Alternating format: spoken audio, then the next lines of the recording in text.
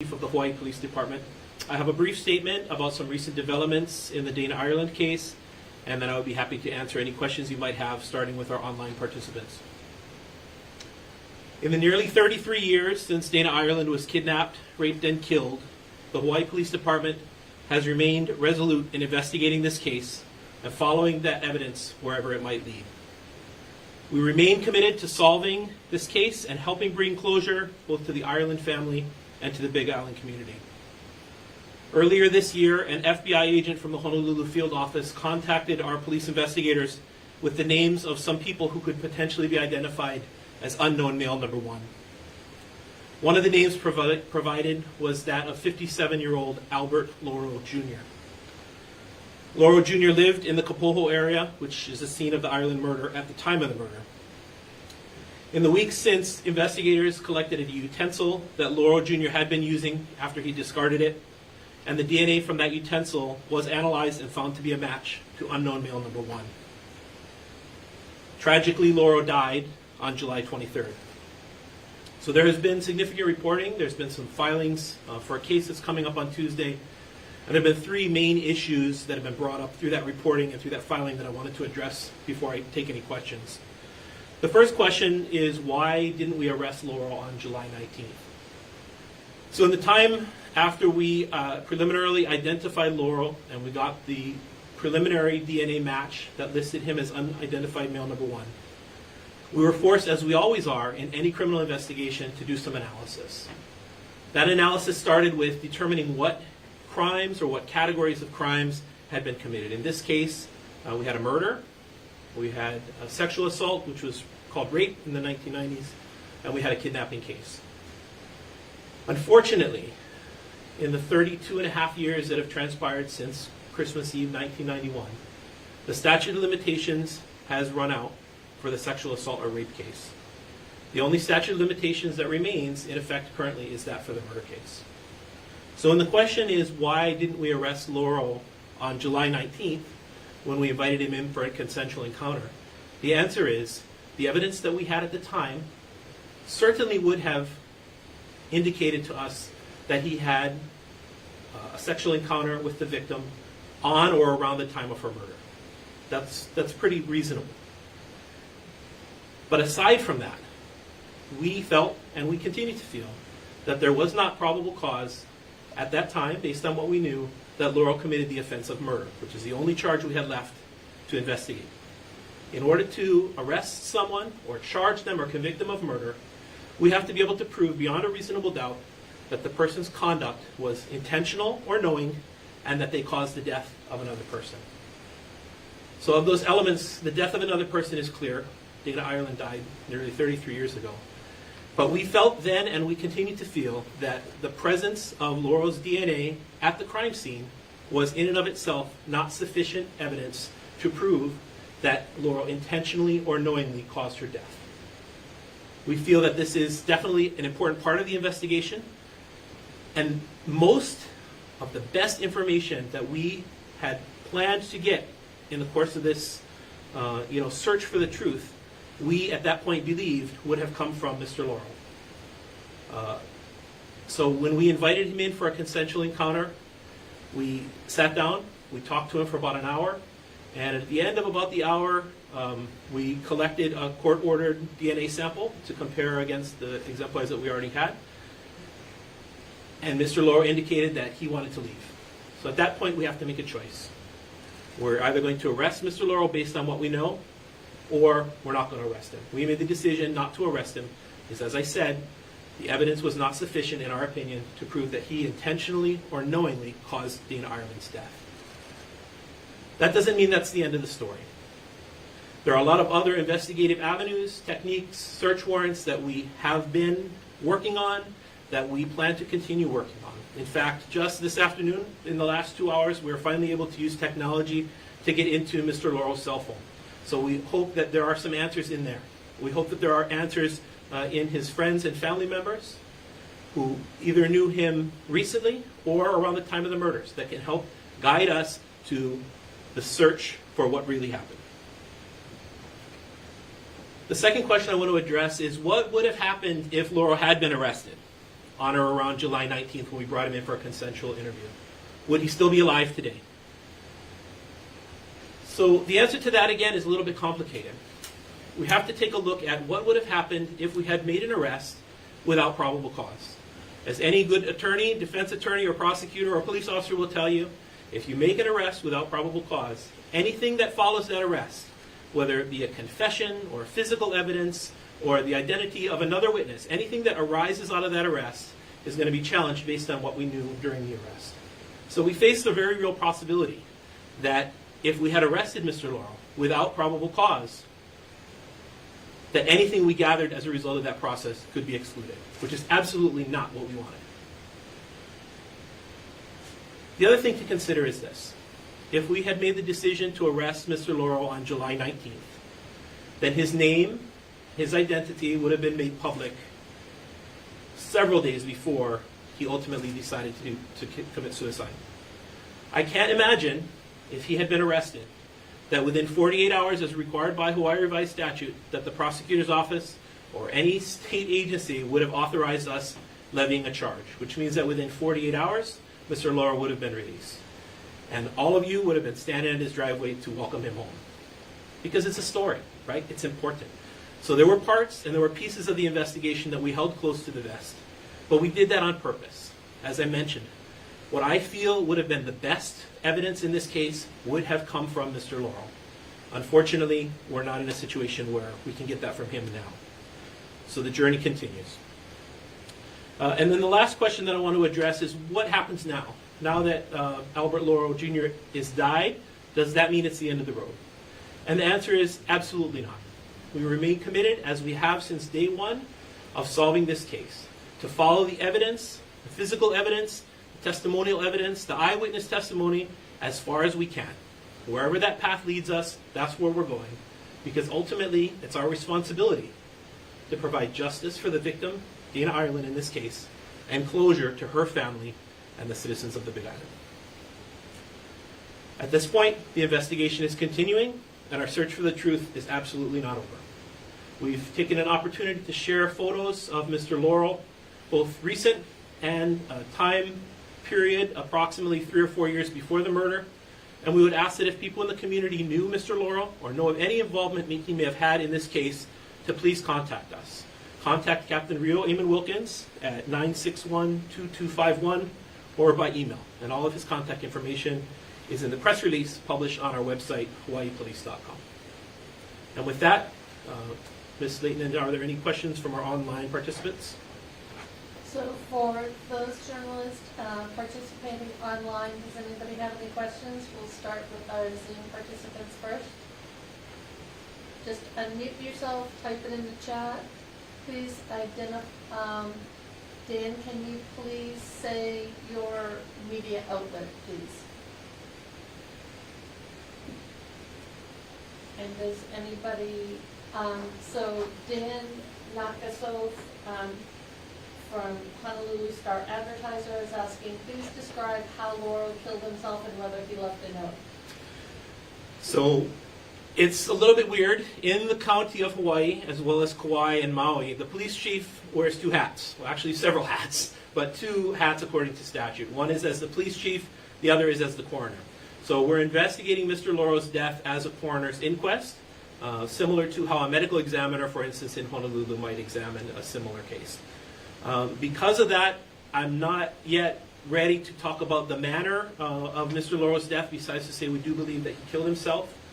And I'm sorry, what was the rest of the question?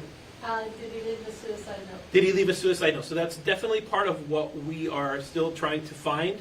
There wasn't anything really obvious at the scene, but that being said, we're not done. We're not done talking to his loved ones. We're not done, again, as I mentioned earlier in the press conference, within the last hour or two, we finally got into his phone that we collected as part of that coroner's inquest. So we hope that there's information that helps us to understand why he made the choice that he did. We have a question from John Burnett, Hawaii Tribune Herald. John, what's your question?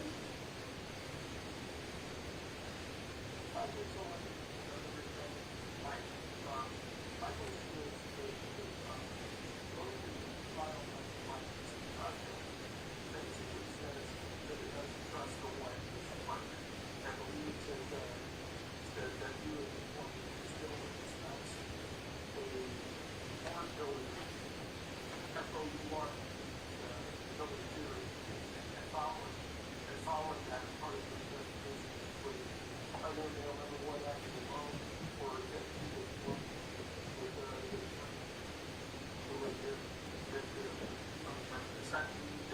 is that accurate? John Burnett of the Hawaii Tribune Herald is asking if we are still espousing a fourth suspect theory in terms of this investigation. So the answer to that is we don't know yet. Certainly at this point, all things are possible. We wish we had been able to get that information from Mr. Lauro. At this point, we haven't been able to.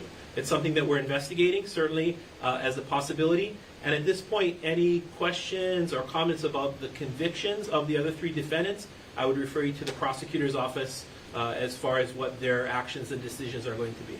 Essentially, what this update provides us, what's happened in the last 3 weeks, identifies a person who had previously been unidentified, right?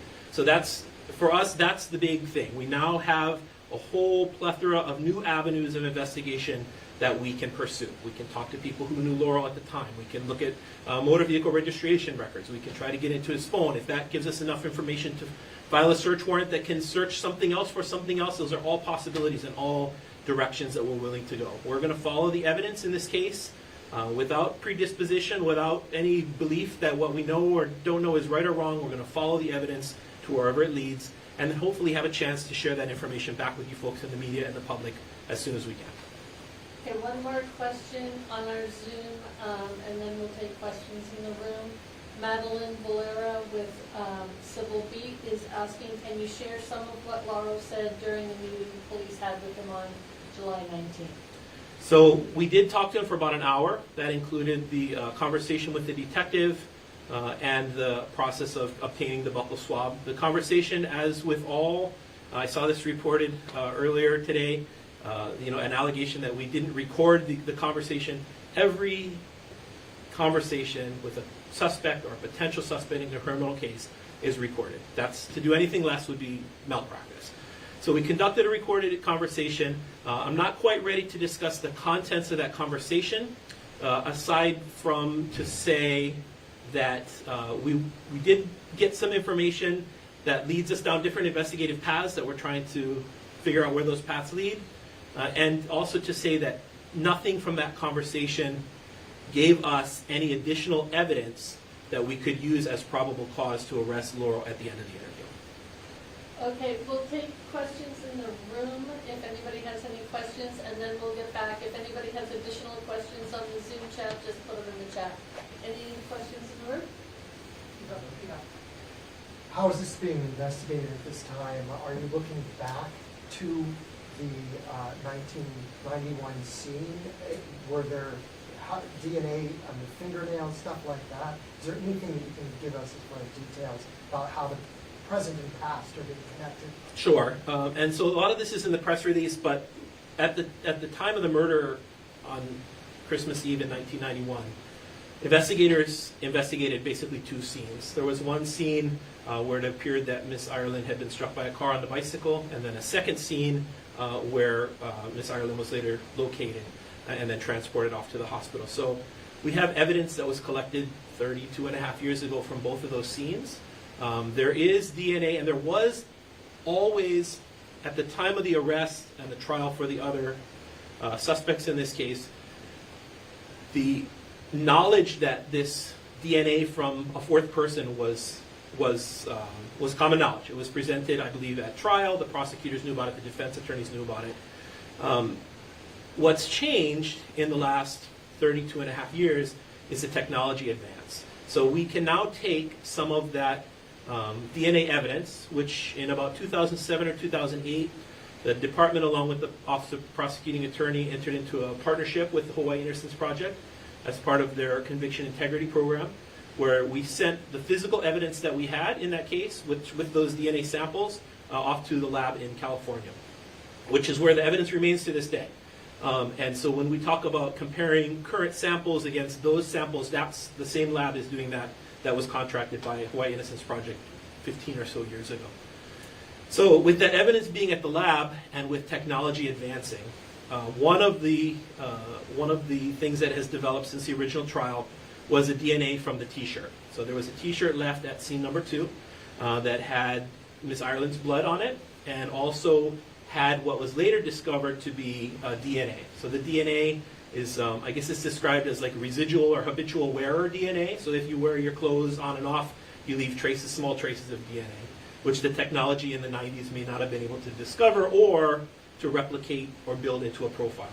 So Lauro's DNA was discovered on the t-shirt, that he was the habitual wearer of the t-shirt.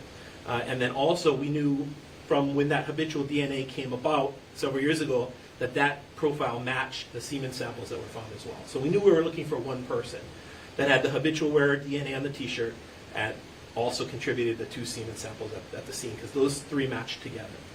So what's happened in the meantime is the Innocence Project in probably mid or early 2023, after Albert Schweitzer's guilty verdict was overturned and the case was dismissed without prejudice, the Innocence Project started looking at the potential to use ancestral type DNA. So that kicked off a process where a group that was consulting with the Innocence Project started this ancestral DNA process. At the same time, we had asked an FBI agent in Honolulu to do the same thing. So earlier this year is when we got those names back. Essentially what they do is they look at certain markers in the DNA. They look at ethnicity, race, and they compare those markers to other people in the population, and they can determine, for instance, what percentage of your ancestors are of Filipino ancestry, right? Where you might have a brother or a sibling or a cousin because a certain percentage of the DNA matches.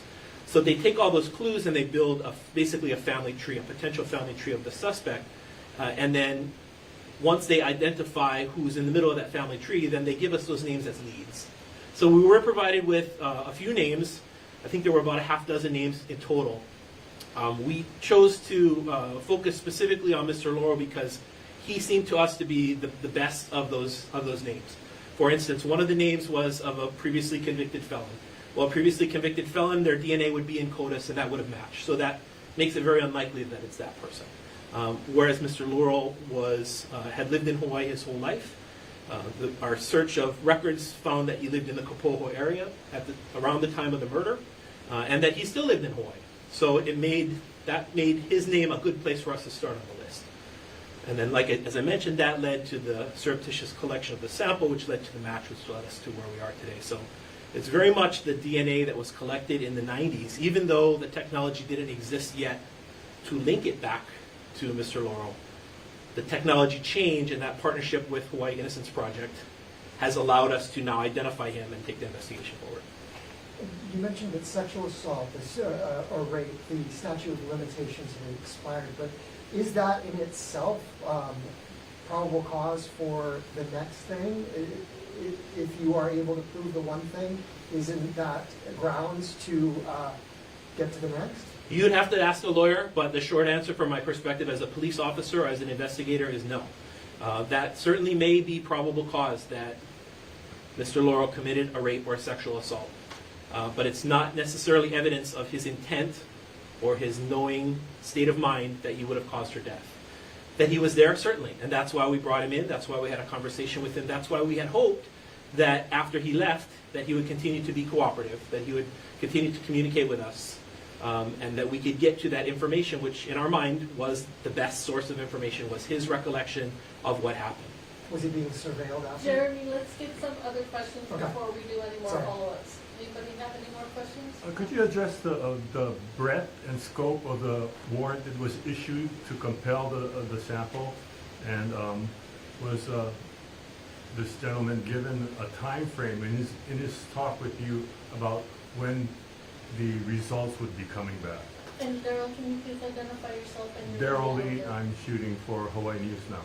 Thanks, Daryl. So the breadth and scope of the order to compel was just to compel him to submit a buccal swab. So a buccal swab is like a Q-tip, and it's got a little plastic container around it. We take the Q-tip, we unseal it, we rub it in the inside of the subject's mouth, and we seal it up. And now we know that the DNA that's on that Q-tip came from this particular person because we saw it happen. Then that buccal swab can be sent off and compared against known exemplars. So the extent of the order that we enforced in this case was for Mr. Lauro to submit to that buccal swab, which he did. Any And other? then Was there more to it? I'm sorry, I know there And was. Then was he made aware, or did he ask about how long it would take to get the results back?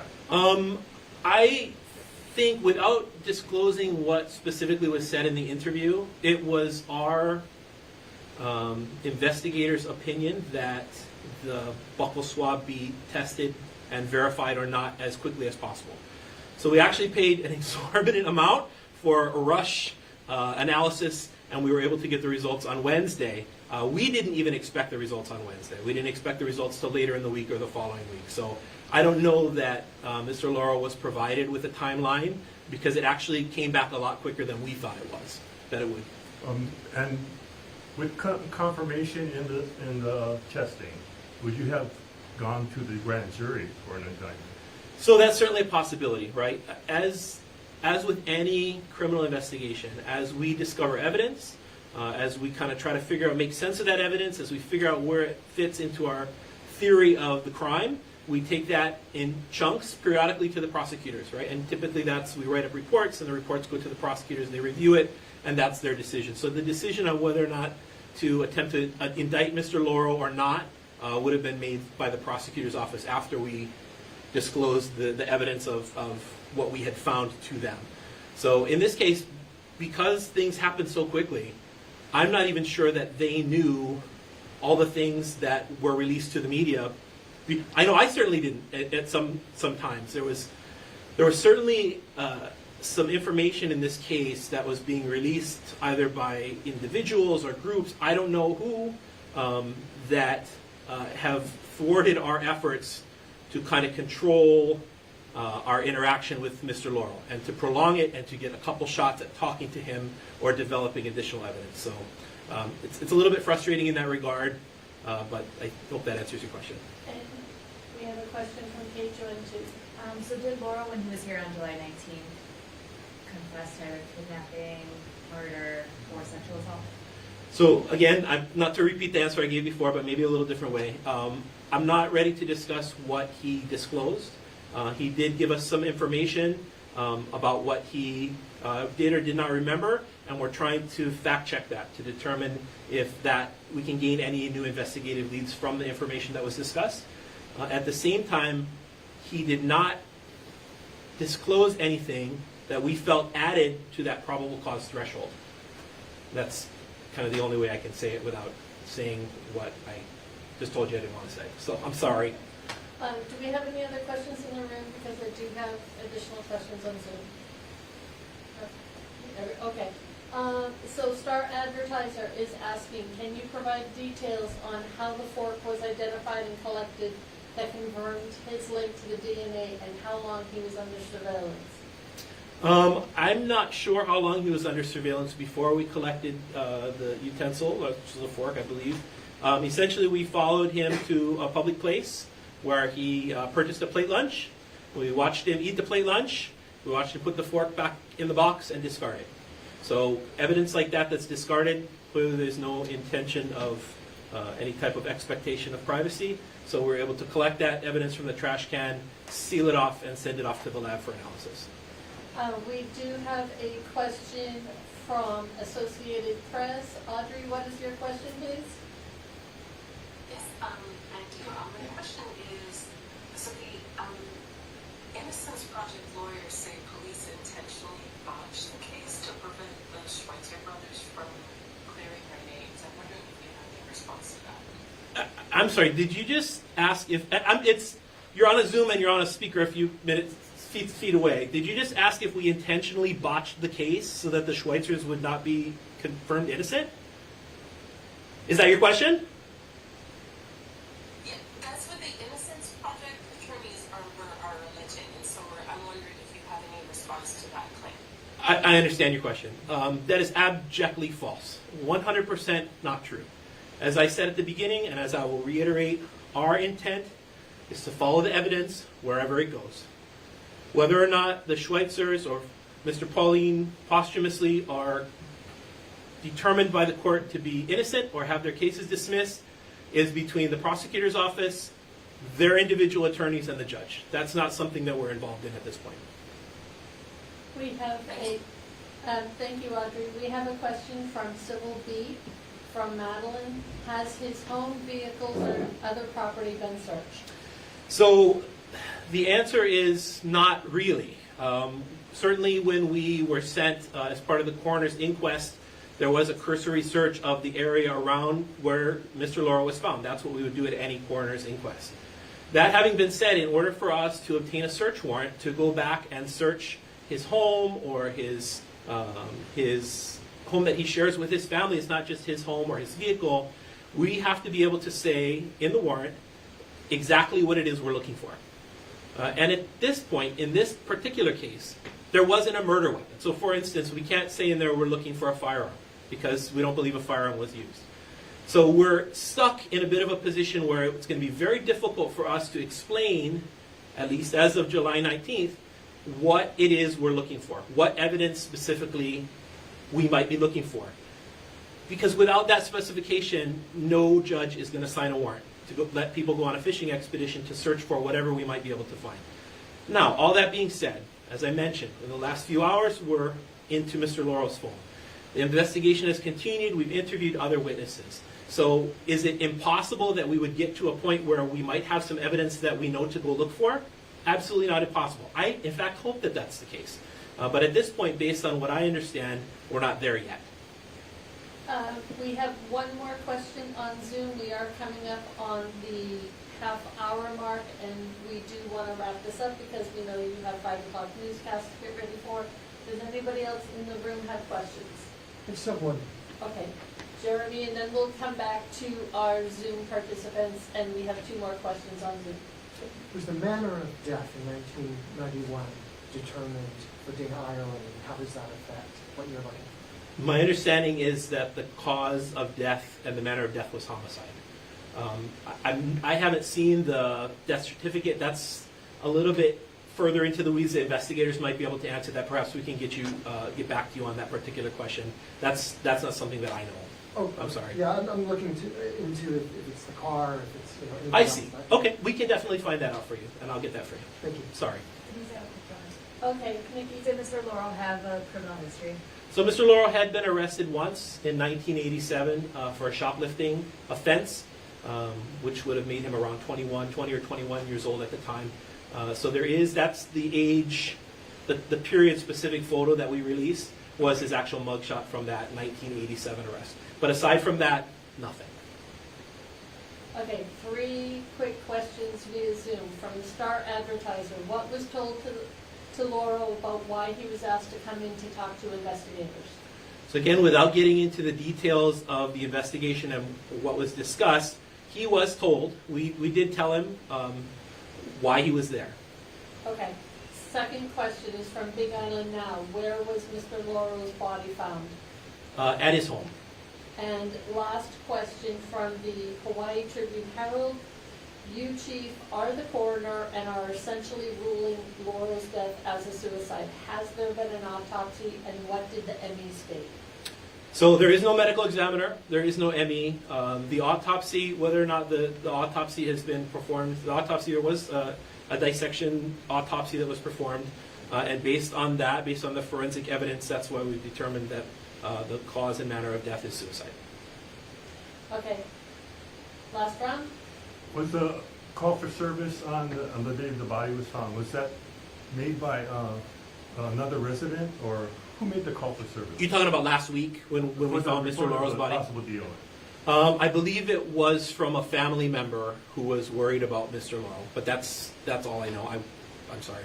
We can find that out for you too, though. And that concludes our press briefing. I want to thank you all for joining us today. If those on the Zoom have any questions, they can